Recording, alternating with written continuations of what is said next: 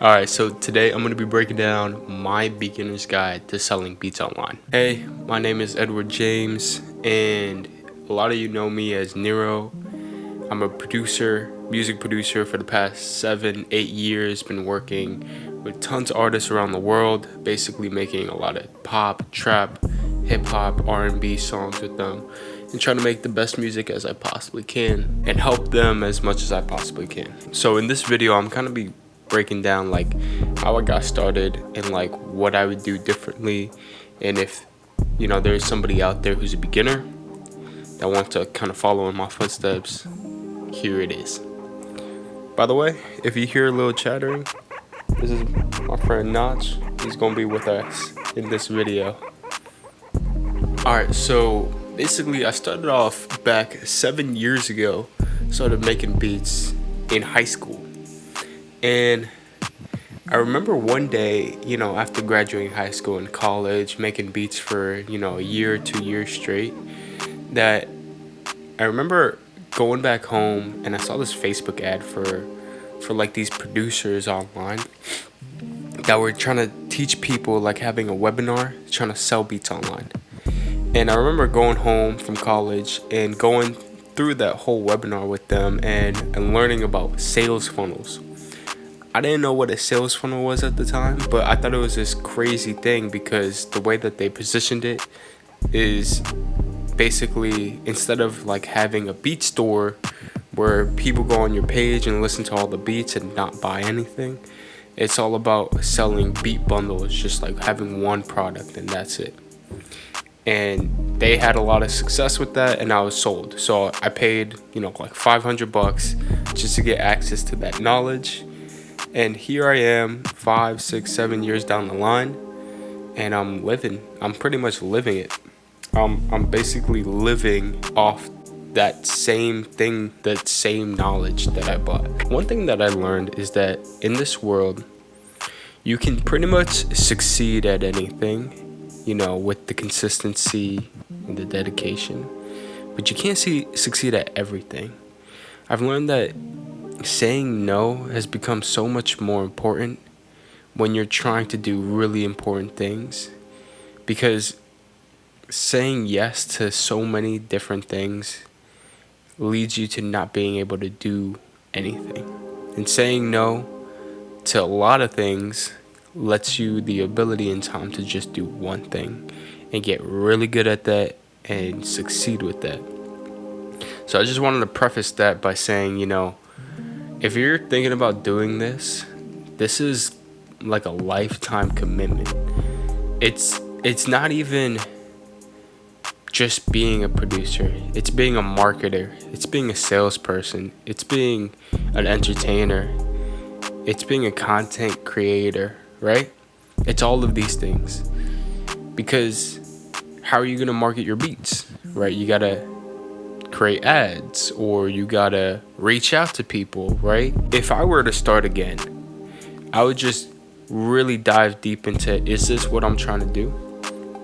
And I think a lot of people, they say they want to do things, but they don't really want to. They want the benefits that come with it, but they don't want the pain and the suffering, which is okay, but if you truly want to do something, you have to confront that suffering and that pain.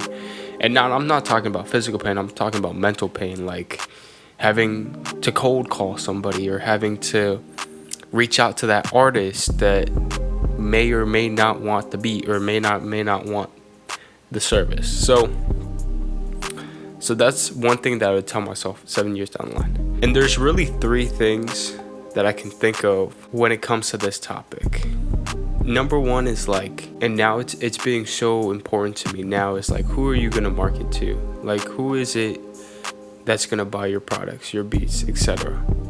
Because I'm realizing now, and I've learned from other mentors, people online, is that selling to businesses is a lot easier than trying to sell off to one-off customers. And essentially, an artist is a kind of business because they're selling their music to the world. But at the same time, an independent artist that doesn't have a big audience isn't really a business. And if you're trying to sell to those people, it's a lot harder than you selling to a business and basically getting a big check from giving them a little bit of value, because a business will make money regardless. Let's say, $1,000, $100, $1,000 to them, like a business that's already doing 10,000, 100,000, it's not gonna make a big difference. But $100 to somebody who's making only 2,000 a month, an independent artist maybe, is a big difference. And if they're gonna pay you $100, like it means so much more to them, and you have to deliver so much more, even if you're getting paid less. So I'm understanding that now. I've been doing this for 7 years, and I'm grateful because it allowed me to learn the game of business, which is sales, marketing, and customer service, right? But understanding like who is it you're targeting. And if you're a producer, you're targeting artists, right? Or you're targeting listeners and audience members. I don't know if you guys can hear him, but he's going nuts. But anyway, so coming back to what I was saying, basically, that it's a lot. It's a lot. When I started selling beats online, I started doing the YouTube thing, which was the YouTube grind, putting out free type beats and getting that. And I got like some sales here and there. I'm sure that is the long-term game if you want to do that. But me, I kind of wanted to do more of a person to person, do more of content, do more brand, like a personal brand kind of thing. So that's why I'm even doing this now. It's because that's where I'm trying to go. And, I'm trying to get my face out there, right? And I think every artist, every producer should do that, get their face out there, if that's what they want to do for their life, right? Now, one thing I didn't expect was that I'd have to be creating sales funnels and websites to get people to buy. Now, you don't expect that when you're first starting to, make music. You're like, oh, it's all about getting good, making it sound great, and then putting it out there for the world. Like, that's great, and that will get you to where you want to go. For me, selling beats was about making money, which I'm sure it is for a lot of producers and musicians. And in order to do that profitably and make a living off of it, you need to actually persuade people to buy, right? Because everybody can make a beat, right? And now it might not sound that good if, it's not a professional, but anybody can make a beat. So you got to kind of give a lot of value and create these sales funnels, these websites that look really appealing and make people want to buy. So that's another thing that I didn't know going into this, but it's a skill that I probably wouldn't trade for the world. I think it's a very valuable skill. And if I were to take this skill to another product or another company, or as far as like selling a product, a merch or whatever, I'm sure we'll make money with it. Now, another thing I've learned over these past 7 years is that it is hard. It is hard. I'm not going to bluff. I'm not going to say, making a living off music. It's simple, but it's not easy.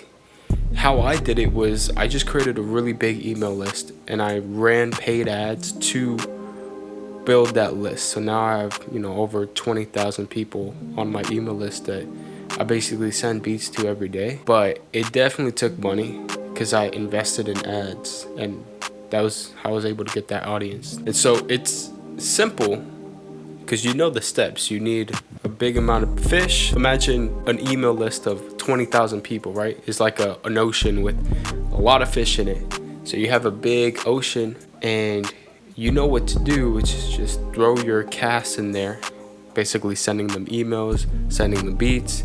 You throw your cast in there and you just wait for somebody to bite. You know what to do. It's just, it takes a while because it's not easy, but it is simple. Just like everything else. Just takes repetition, consistency. Now, if I were to start over, what I would do is I'd probably go after a different market. Like, I'd still do my music and I'd still put it out there to the world.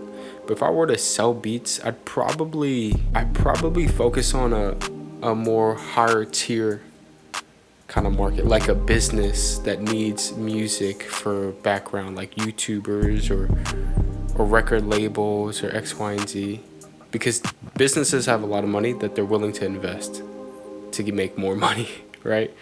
And people, I mean, artists, independent artists, may not have that same mentality or capital to invest in themselves, you know. And that's okay. That's okay. We're in this game, and my goal is to learn the game.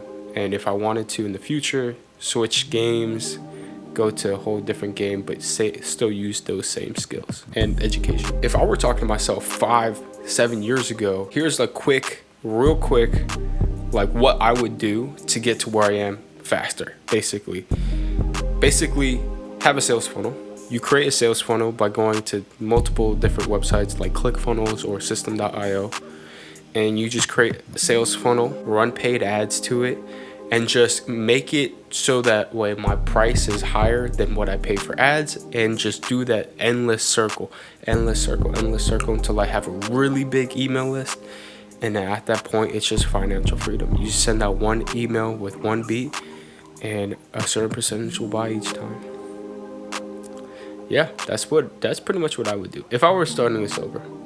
Now, if I wanted to do this, if I started over as an artist and not a producer, I'd probably just make music and release it to the world, at least every 4 to 6 weeks, if possible, every week, and make content about it. Yeah, so those are two different routes. If I was a producer, I'd create a sales funnel, make it really appealing, run paid ads to it, and just price it higher than what I pay for a customer, and just keep doing that. If I were an artist, I'd make the best music as I possibly could, release it out to the world every week, possibly, if not 4 to 6 weeks, and do content about that music. Interesting. Now that I think about it, it is interesting. But anyway, I don't want to ramble on, so I'm gonna cut this video here. But yeah, this is just Nero, and I just want to spill some of my thoughts while I'm here. And maybe in 10 years, it might be something different. Anyway, stay up, stay creative. Peace.